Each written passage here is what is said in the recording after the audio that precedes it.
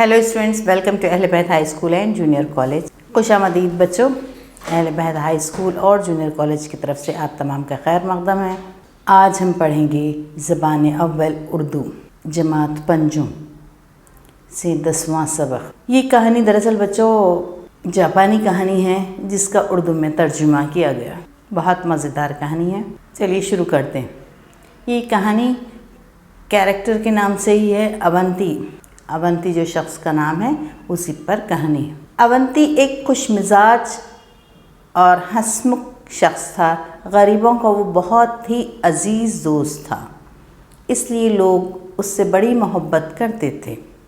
बाज़ लोग उससे हसद करते और उसको नीचा दिखाने की कोशिश में लगे रहते थे, लेकिन अवंती अपने सलूक और सूझबूझ से उन्हें अपना हमनवा बना लेता।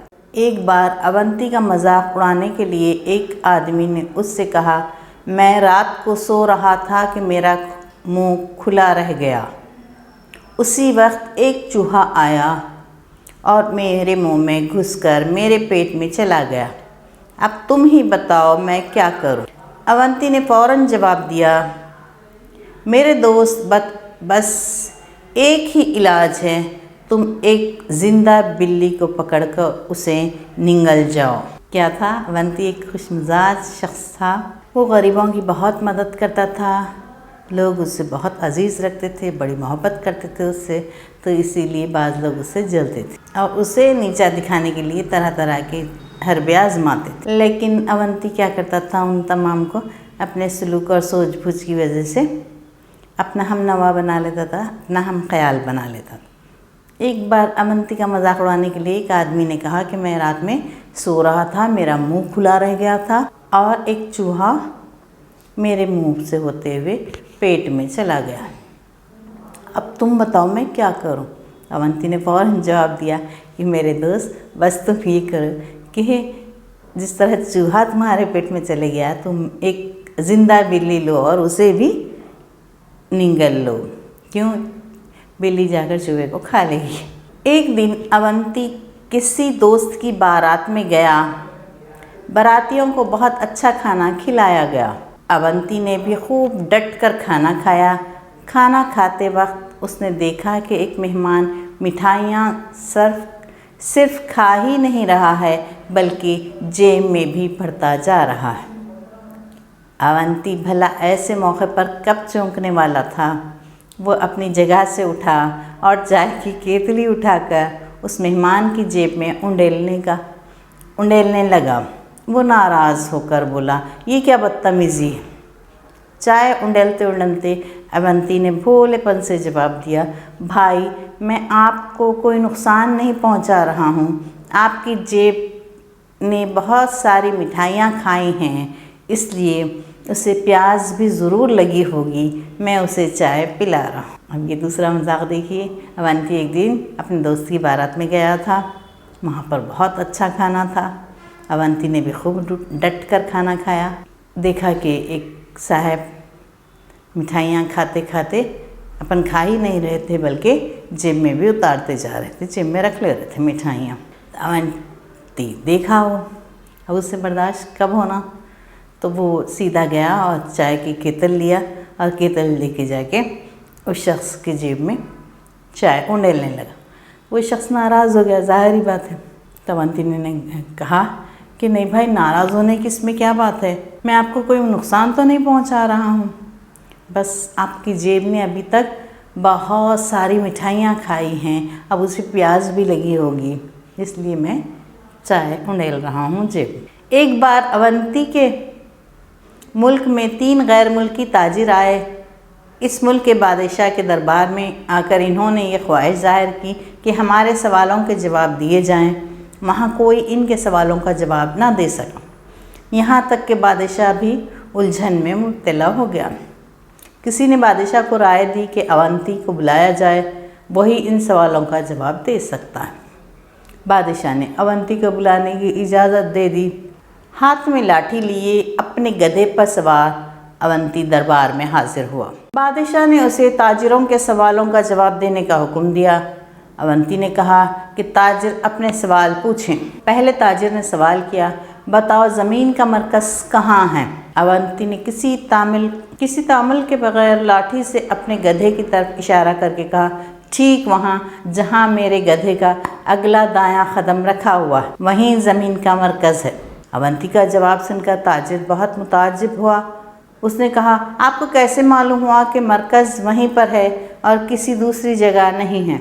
अगर ये आप यकीन नहीं करते तो जाकर खुद नाप लें। मरकज़ इस जगह से बाल बराबर भी इधर या उधर निकले तो मैं मान लूँगा कि मेरा जवाब गलत है। अवंती के जवाब से ताजिर लाजवाब हो गया।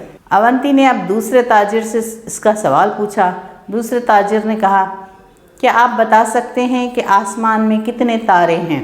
अवंती ने फ़ौरन जवाब दिया, मेरे गधे के बदन पर जितने बाल हैं, आसमान में ठीक इतने ही तारे हैं, ना एक कम ना एक ज़्यादा। ताजिर ने पूछा, आप ये कैसे साबित कर सकते हैं? अवंती बोला, यकीन ना आए तो गिन कर देख लो, अगर एक कम या ज़्यादा हों तो कहना। ताजिर बोला, भला गधे के बाल कैसे गिने जा सकते हैं? अवंती ने कहा, तो तुम ही बताओ कि आसमान के तारे क्यों कर गिने जा सकते हैं? बेचारा ताजिर कोई जवाब ना दे सका, चुप हो गया। अब तीसरे ताजिर की बारी आई। अवंती ने इससे भी सवाल पूछने को कहा।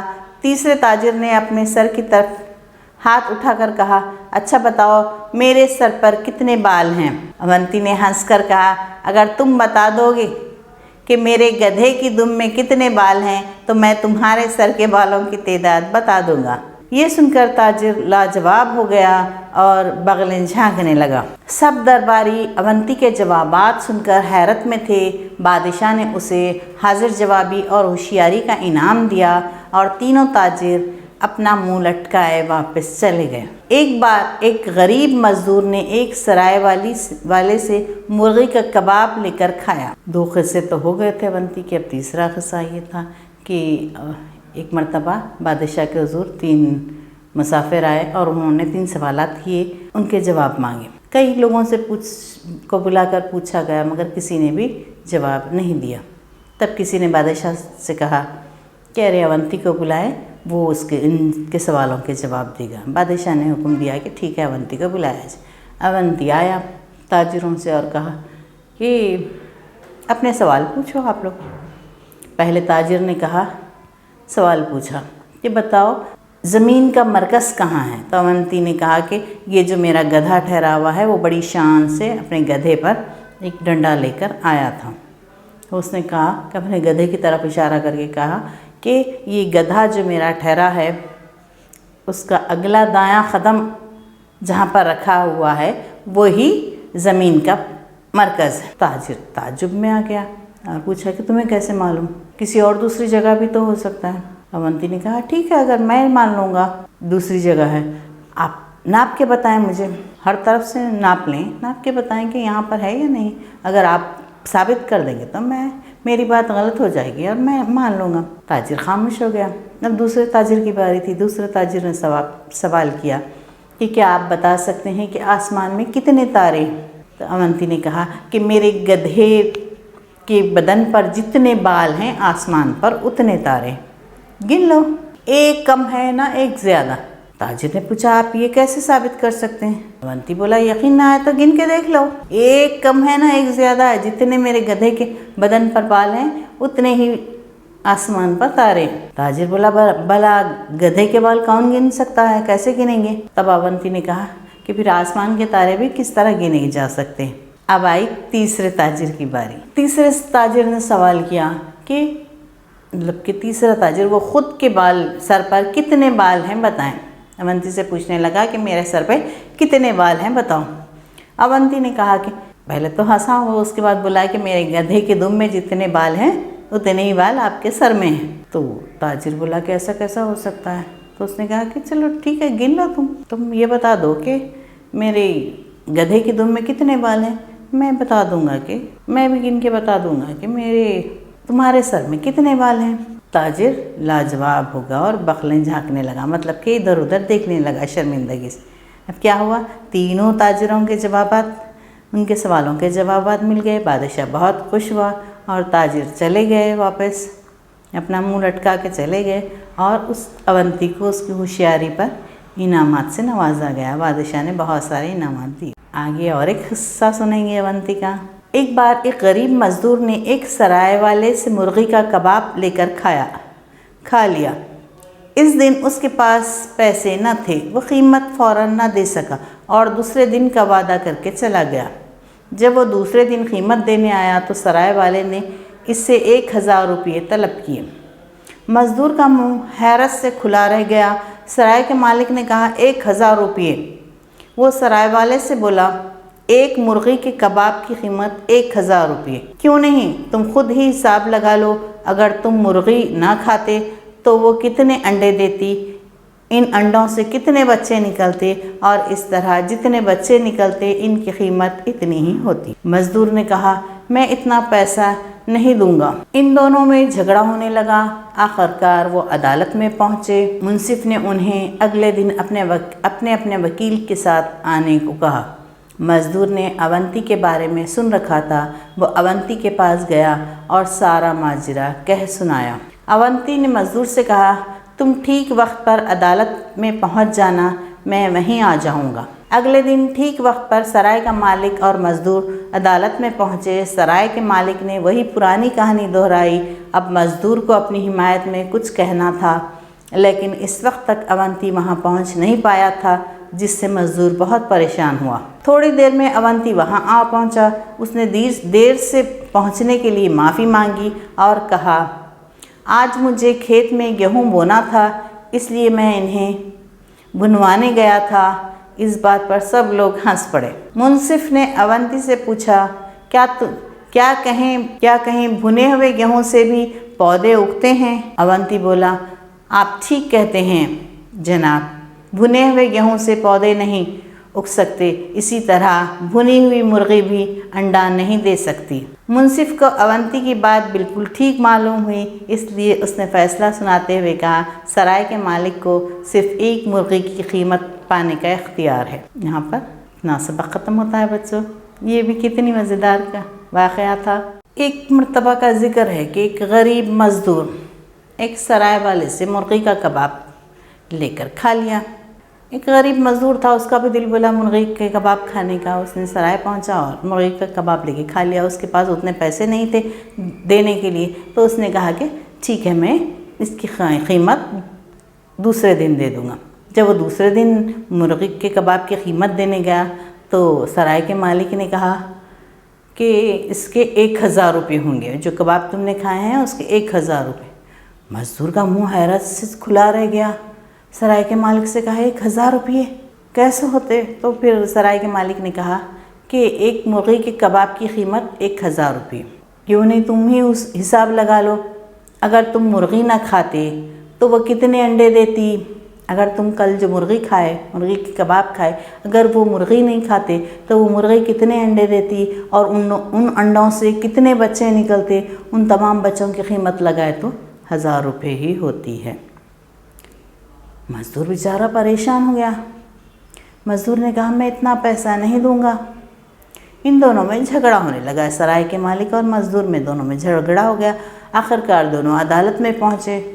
मुंसिफ ने इन्हें अगले दिन अपने वकील के साथ आने के लिए कहा। अदालत के जज ने उन्हें अपने वकील के साथ कल हाजिर हो बोले कि दोनों को बढ़ा दिए।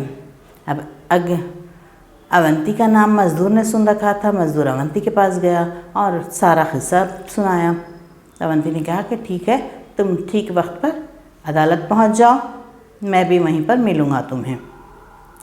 अगले दिन ठीक वक्त पर सराय का मालिक भी पहुंच गया अपने वकील के साथ, और मज़दूर भी पहुंच गया अदालत में। सराय के मालिक ने अपनी वही पुरानी कहानी दोहराई कि एक दिन पहले वो मुर्गी के कबाब खा के पैसे नहीं दिया था, आज देने आया था। तो मैं उससे ये कह रहा हूँ कि अगर मैं वो मुर्गी नहीं खाता ये, तो मुर्गी कितने अंडे देती थी, उसकी कीमत, फिर वो अंडों से कितने बच्चे निकलते थे, उन तमाम की कीमत जोड़ने से 1000 रुपये ही होंगे। मज़दूर का वकील कौन था? अवंती। अवंती अभी तक नहीं पहुंचा था। मज़दूर परेशान हो गया। कुछ देर बाद अवंती भी अदालत में पहुंच गया। उसने देर से पहुंचने के लिए माफ़ी चाहिए। अवंती ने जज साहब से माफ़ी चाही कि मैं देर से आया, क्योंकि आज मुझे खेत में गेहूँ बोने थे। मुझे अपने खेत में गेहूँ बोना था, इसलिए मैं उन्हें भुनवाने चला गया था। इसी पे मुझे देर हो गई। जो गेहूँ बोने थे मुझे आज, उसको भुनवाना था। सब लोग अदालत में जो भी लोग बैठे थे सब हंस रहे थे कि अरे ये बेवकूफ़ है क्या, कोई भुने हुए गेहूँ खेत में बोता क्या? भुने हुए गेहूँ से कहीं भुने हुए गेहूँ से भी पौधे उगते हैं क्या? मुंसिफ ने अवंती से पूछा, क्या कहीं भुने हुए गेहूँ से भी पौधे उगते हैं? जज पूछ रहा है कि क्या भुने हुए गेहूँ से भी पौधे उगते क्या? अवंती बोला, आप ठीक कहते हैं जनाब, भुने हुए गेहूँ से पौधे नहीं उग सकते। जब गेहूँ को भून देते हैं तो उससे पौधे नहीं उगते, आप सही कहते हैं। अवंती बोला, इसी तरह भुनी हुई मुर्गी भी अंडा नहीं दे सकती। इसी तरह जो मज़दूर ने मुर्गी खाई थी वो भुनी हुई मुर्गी थी, भुनी हुई मुर्गी के कबाब थे, वो भुनी हुई मुर्गी भी अंडे नहीं दे सकती। मुंसिफ को अवंती की बात बिल्कुल ठीक मालूम हुई, इसलिए उसने फ़ैसला सुनाते हुए कहा, सराय के मालिक को सिर्फ एक मुर्गी की कीमत पाने का इख्तियार है। अब जज साहब ने फैसला किया कि सराय के मालिक को सिर्फ मज़दूर से एक ही मुर्गी की कीमत लेनी चाहिए जो उसने खाई थी। जो कबाब एक मुर्गी के उसने खाए थे उसी की कीमत लेनी चाहिए, क्योंकि भुनी हुई मुर्गी भी अंडे नहीं दे सकती।